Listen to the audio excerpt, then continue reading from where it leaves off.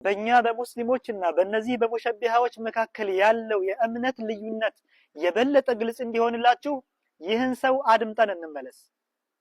እዚህ ቦታ ላይ እንግዲህ እኛ ለአላህ ፊት እንዳለው እጅ እንዳለው እናሰብታለን፣ ለአላህ ባት አለው ብለን እናሰብታለን። አላህ ከባቱ ገልጦ ለኔ ስጁድ አድርጉ ይላል።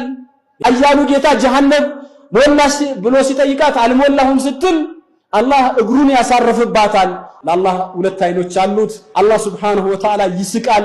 እነዚህ ለምሳሌ አላህ Subhanahu Wa Ta'ala ከአርሹ በላይ ነው ብለን እናምናለን በዛቱ።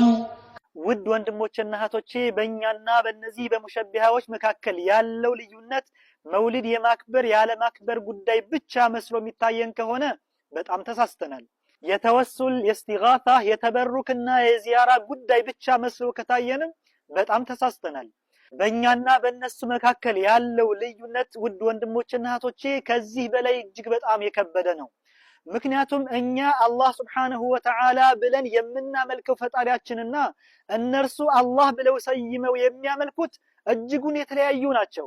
ለምሳሌ አንድ ጣዖት አምላኪ በእጁ የጠረበውንና የተለያዩ ክፍለ አካላት ያደረገለትን ጣዖት አላህ ብሎ በመሰየም ላኢላሃ ኢላላህ ቢል አላህ ሲል የፈለገበት ያን የጠረበውን ጣዖት በመሆኑ ሙስሊም አያሰኘውም።